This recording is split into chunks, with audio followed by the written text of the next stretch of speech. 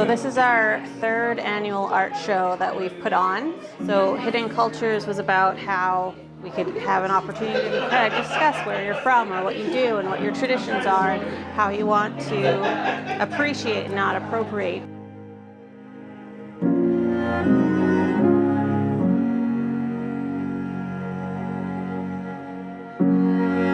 So one of my pieces is part of a series of ghost dancers, and this piece, I was working on it because I was thinking about how May 5th is coming up, which is the Missing and Murdered Indigenous Women's National Day of Awareness. And I'm a professional Indigenous dancer, and I go to powwows and I do Métis jigging.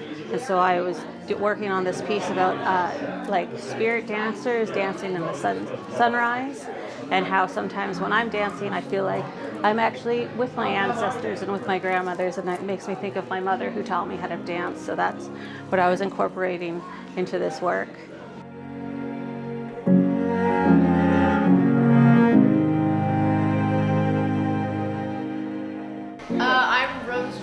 I'm Lena Gorham, we're twins, and we made these dragon puppets. It took me personally probably a few months to get the body and all the supplies and everything I need for the face. I started with the head, we both did, and we used foam for that. Most of the rest of it was fabric and stuff like that.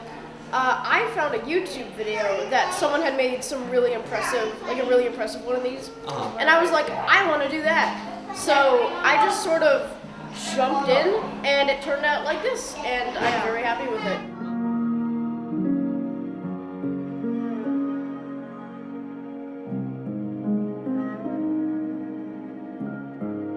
Hi, I'm Lindsay Cattle-LaPointe, and I live in Stowe. And I presented the piece, an excerpt from a documentary I made called Practicing the Present, and it's about different improvisational dance practices. So modern dance isn't typically the first dance that comes to mind when people think of dance. Right. So it's a very underground kind of community. I kind of talked to a lot of people in Maine one summer up at the Bates Dance Festival, and just talked to them what does it mean to improvise? Improvise on the stage, improvise for yourself, improvise for others, improvise next to somebody else. So this is an excerpt from that, and it's specifically focusing on a very important character named Nancy Stark Smith.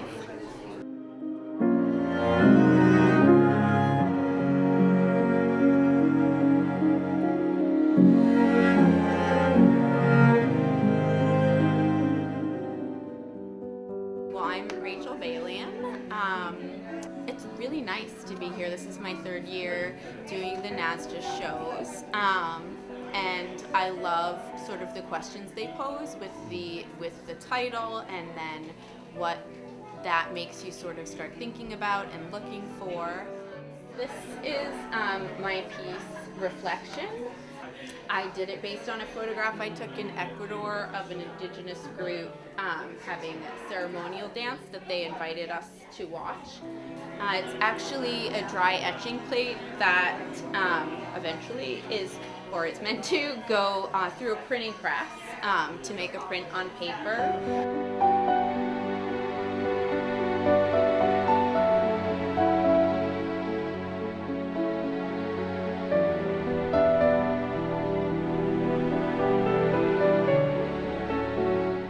Abby Morgan. I am the co-president of the Neshoba Area Social Justice Alliance. I'm also one of the co-organizers of this event of Hidden Cultures, the art show. These are two of my pieces. They're called An Organic Matter and Organic Matter 2. And they are about my experience with cancer. I was diagnosed in 2013 with synovial sarcoma, and it's been quite a journey. It's been 10 years this year, which is very exciting for me, but it's a lot about how I don't necessarily look like I'm sick, and so a lot of times people don't know that about me until I tell them. So a lot of the time I feel like I'm being watched kind of from the inside. So this is like an abstract of my knee. This is an abstract of my lungs because that's where the cancer had spread to. I've had, I think it's up to 8 surgeries at this point. I went through chemotherapy, I lost all my hair, I did radiation, and now my hair is white because of the chemo that I'm on every day. So it's almost like I'm constantly keeping watch on my body and just my life in a way that other people don't have to at this age. And I also am constantly aware of every time I go in for scans that there might be something staring back at me.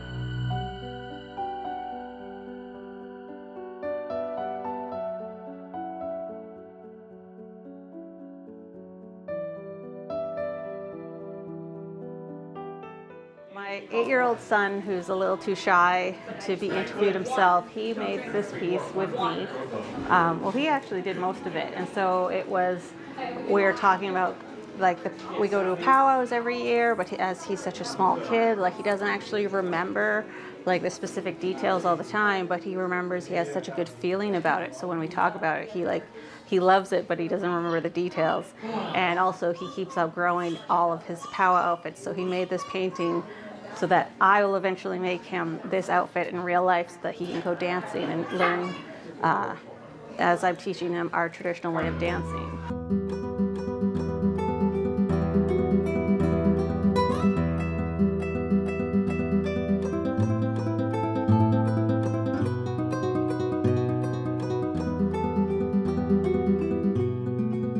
I'm Tom Morgan.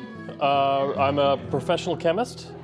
And I decided to have a play on words, which is to say that bacteria is everywhere, and a bacterial culture is, of course, growing bacteria on a plate. So I decided, hey, a hidden culture of bacteria. You can only see the bacteria in aggregate, right? When they grow in the millions, then you can finally see it, right? So it's everywhere. So I sampled my face, my hair, my nose, my cat paws, not mine, my cat's paws, I suppose. My ear, my armpit, my teeth, and we just kind of let it grow and see what happens. And it was pretty exciting.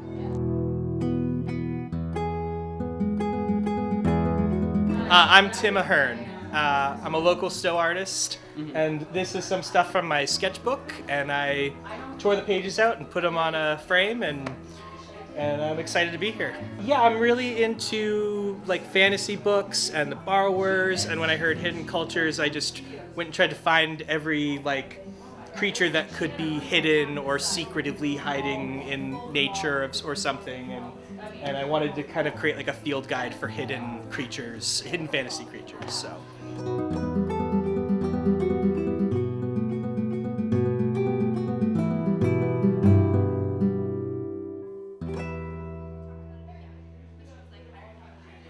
I'm Helen Rolfe Ham, and I have a little business called Rolfe Fine Art.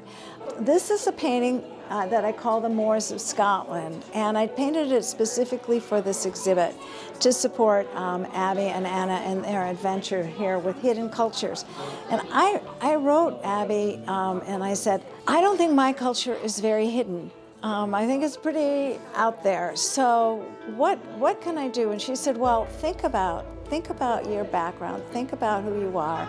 And I remember my father's family on his mother's side goes back way, at least 1,000 years in Scotland. So I decided to paint Heather and the Moors of Scotland. And Heather has, as far as the hidden culture is concerned, has been used in myths to say that's where the fairies live, that's where the unicorns live. What I'm trying to express is my whole being, which includes being kind of fierce in certain ways and also very soft. The Moors are desolate. They have all this heather that's so beautiful, but they go far out and they're a little scary about how big and how expanded they are. And that's the fierceness, and then the flowers are the softness. I'm Charlie Streff. I'm a resident of Stowe, and I've been painting for quite a few years, but I think that a lot of my painting comes not from my eye or my hand, it comes from in here. And I grew up in Oregon where there were an awful lot of indigenous people. And my first best friend when I was in the 4th grade, he was a Native American, and I learned that he had a whole different outlook on life than I did. And I had a friend who visited Moab, and he took pictures. The place is beautiful. I've never been there. It's in Utah. But that particular place was sacred ground to 3 different indigenous peoples. And for the last 35 or 40 years, they've been trying to get it back from the U.S. government, and we're totally deaf to what they need. So I think we don't realize even here in Massachusetts how many Native Americans we have, because they're a very quiet group. But you know, they're trying to recapture their language, and we're on their land right now. We took because we're the right people. So that drives me nuts. Right.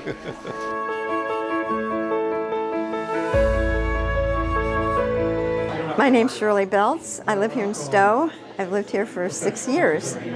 Hidden cultures is kind of an interesting concept because every place has cultures that we don't know about, and bringing it out in the open is kind of what this exhibit, I think, is about. I painted this pastel painting, and it's about my Turkish friends and sort of the depth of finding meaning and variety and finding myself in a different culture. So this piece is called Promised Land. It's a gelatin print with then ink, pen and ink over it.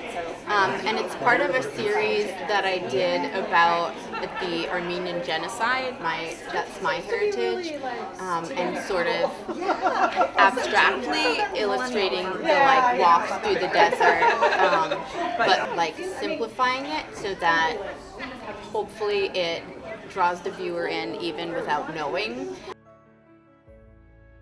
What we really like to do with the show being sort of a social justice theme, and to give the opportunity for people and for experiences that are often sort of not represented enough in mainstream culture and sort of in our town, to come out and share the limelight and give the opportunity for people to learn about them, learn about different cultures, learn about different people in town that may not always get that sort of spotlight. So that's part of what we do in NASJA, is to make the town and our community more welcoming, and I think that art is a great way to start that conversation and to get people to think about sort of things in a way that they might not be able to do otherwise. So.